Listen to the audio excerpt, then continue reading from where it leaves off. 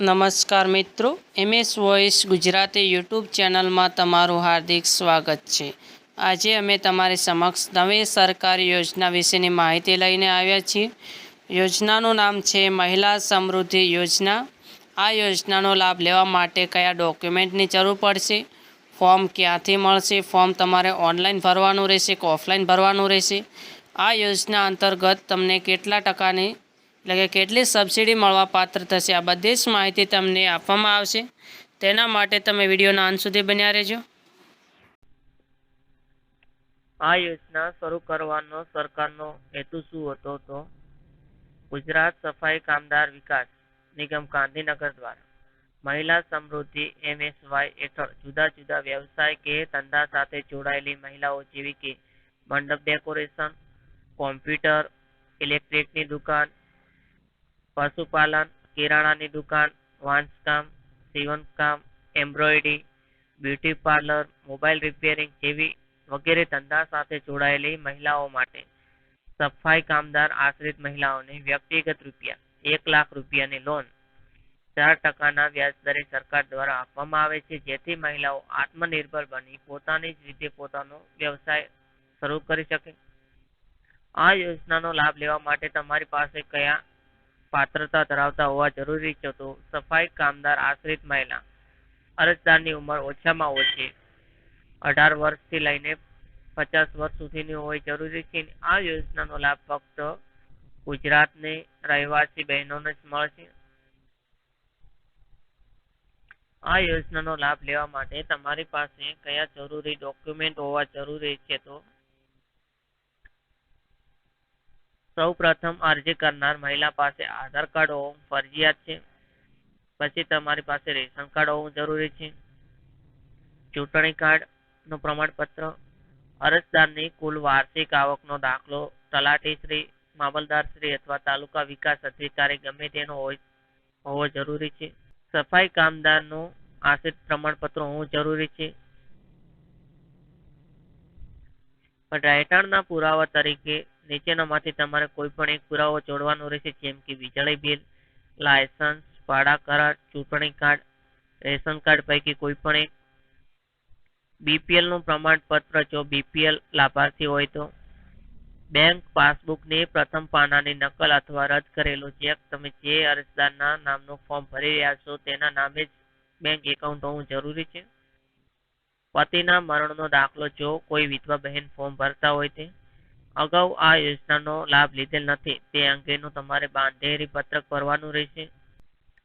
યોજનાનો લાભ લેવા માટે તમારે આ પ્રકારનું ફોર્મ ભરવાનું રહેશે. સૌ પ્રથમ તમારી વ્યક્તિગત માહિતીમાં અરજદારના પૂરું નામમાં તમારા આધાર કાર્ડમાં જે પ્રમાણે નામ છે તે પ્રમાણે નામ અહીંયા લખી દેવાનું છે. પછી તમારા પિતા અથવા પતિનું નામ લખી દેવાનું છે. અહીંયા તમારે જાતિ લખી દેવાની છે અને નીચે તમારી પેટા જાતિ લખવાની છે. ને આધાર કાર્ડમાં જે પ્રમાણે તમારી જન્મ તારીખ છે તે અહીંયા લખી દેવાની છે. ને હાલ તમારી ઉંમર કેટલી છે તે લખવાની છે. પછી તમારો તાજેતરનો પાસપોર્ટ સાઇઝનો ફોટો અહીંયા તમારે ચોંટાડી દેવાનો છે. પછી અહીંયા તમારે તમારો મોબાઈલ નંબર લખી દેવાનો છે જે ચાલુ છે. અહીંયા ઈમેલ આઈડી લખવાની છે. અહીંયા તમે હાલ જે સરનામે વ્યવસાય વસવાટ કરી રહ્યા છો તેનું સરનામું લખી દેવાનું છે. પછી તમારું કાયમી વસવાટનું સરનામું લખવાનું છે. તમે દિવ્યાંગ હો તો તમારો કયો કેટેગરીના દિવ્યાંગ છો અને કેટલા ટકા દિવ્યાંગતા ધરાવો છો તે લખવાનું છે. અરજીની વિગતોમાં હાલ તમે જે વ્યવસાય કરી રહ્યા છો તેનું નામ લખવાનું છે. તમે કેટલો અભ્યાસ કર્યો છે તે અહીંયા લખી દેવાનું છે. તમારા કુટુંબમાં કુલ કેટલા સભ્યો છે તેની સંખ્યા અહીંયા લખવાની છે. પછી તમારા કુટુંબની વાર્ષિક આવક લખી દેવાની છે. તમે અનાથ છો કે નહીં તે આના લખવાનું છે. ને BPL ગરીબી રેખા હેઠળ છો કે નહીં તે તમારે આના લખવાનું છે. ને જો BPL ગરીબી રેખા હેઠળ હો તો તમારે યાદી ક્રમાંક લખવાનો છે અને 0 થી 20ના સ્કોરમાં તમારો કયો સ્કોર છે તે લખી દેવાનો છે. અરજદાર હાલમાં શું કરે છે? તો તમે હાલમાં જે ધંધો કરો છો તેનું નામ લખવાનું છે. ને અરજદાર સફાઈ કામદાર કે સફાઈ કામદારના આશ્રિત છે આખીના તમારે લખી દેવાનું છે. પછી અરજદારનો સફાઈ કામદાર સાથેનો સંબંધ અહીંયા લખી દેવાનો છે. તમારે ફોર્મ ભરનાર વિધવા છે કે નહીં તે લખવાનું છે. તમારે હાલ વ્યવસાય શરૂ કરવા માટે કેટલા રૂપિયાની જરૂર છે તો તે અહીંયા લખી દેવાની છે. અન્ય વિગતોમાં અરજદારના કુટુંબના કોઈ સભ્યે નિગમ અથવા કોઈ બેંક સંસ્થામાંથી કોઈ હેતુ માટે લોન લીધેલ છે કે નહીં, હા કે ના તમારે લખવાનું રહેશે.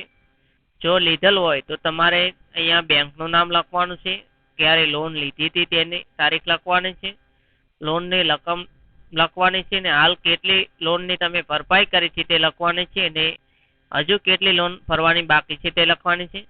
બેંકની વિગતમાં સૌપ્રથમ તમારે તમારી બેંકનું નામ લખી દેવાનું છે. અહીંયા તમારે બેંક શાખાનું નામ લખવાનું છે.